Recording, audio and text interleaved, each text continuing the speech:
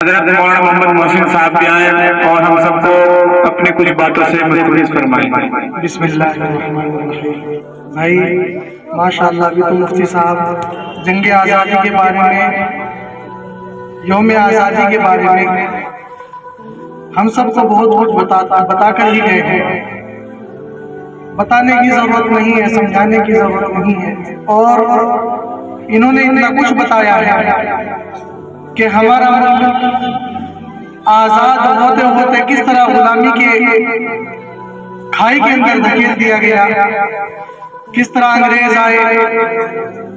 انہوں نے ملک پر قبضہ کیا، پھر جو پہلے ٹیپو سلطان تھے اور ان کے والد صاحب تھے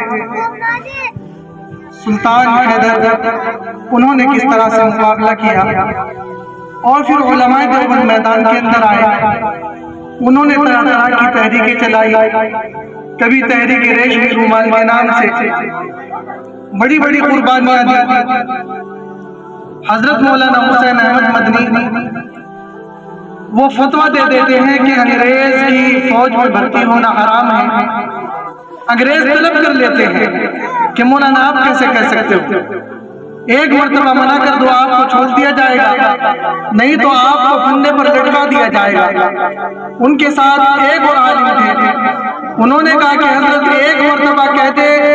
کہ میں یہ فتویٰ واپس لیتا ہوں، میں یہ فتویٰ بدلتا ہوں، تو حضرت نے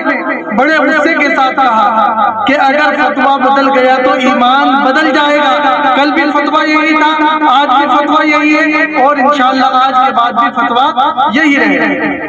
علماء کرام نے بڑی بڑی قربانیاں دی۔ شاہ ولی اللہ محدث دہلوی ان کو بڑا ٹورچر کیا گیا، ان کے بعد شاہ عبدالعزیز دہلوی ان کے یہاں تک کہ ان کی بینائی چھین لی گئی، اور اس کے بعد مولانا حسین احمد مدنی اور ان کے استاد محترم شیخ الہند مولانا محمود مدنی ان کو جیل کے اندر ڈال دیا گیا، اور انہیں بڑی دقتیں دیتے تھے، بڑی تکلیفیں دیتے تھے۔ جب مولانا محمود الحسن دیوبندی کا انتقال ہوا، ان کو نہلانے کے لیے لے گئے تو ان کی کمر پر گوشت نہیں تھا، خالی ہڈی کے اوپر کھال چڑھی ہوئی تھی۔ تو مولانا حسین احمد مدنی سے پوچھا، رونے لگے، کہنے لگے کہ ان کو مالٹا کی جیل کے اندر گرم سلاخوں سے داغا جاتا تھا، بتانے سے منع کیا تھا، انتقال ہو گیا، اس وجہ سے آج بتا رہا۔ اتنی بڑی بڑی قربانیاں دی، اور درختوں کے اوپر علماء کے ہم کو لٹکا دیا گیا، کوڑے مارے گئے، داڑیاں کاٹ لی گئی، انگاروں پر لٹایا گیا،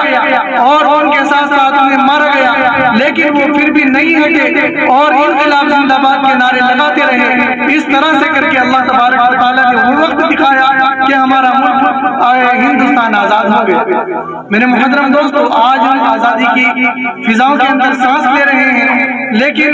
بہت سارے آدمی اس آزادی کا گلا گھونٹ دینا چاہتے ہیں۔ ہمیں اس کے خلاف تیار بھی رہنا ہے، ہمیں اس کے خلاف لکھنا بھی ہے، اور دعا بھی کرنی ہے کہ اللہ تبارک و تعالیٰ ہمارے ملک کو آزاد رکھے، اور اللہ تبارک و تعالیٰ بری نظر رکھنے والوں سے ہمارے ملک کی حفاظت فرمائے، اور اللہ تبارک و تعالیٰ ہمارے ملک میں ترقی عطا فرمائے، اور جو مدرسوں کا جال پھیلا ہوا ہے اللہ تبارک و تعالیٰ ان مدرسوں کے اندر بھی ترقی عطا فرمائے،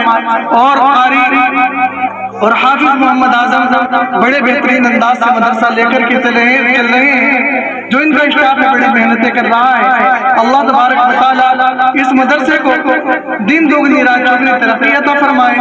اور قاری صاحب کی اور جو اس کے تعاون کرنے والے ہیں ان کی، جو اس کے اندر پڑھانے والے ہیں ان کی، پڑھنے والے ہیں ان کی جان کے اندر مال کے اندر برکت پیدا فرمائے، علم کے اندر اضافہ فرمائے۔ وآخر دعوانا الحمدللہ رب العالمین۔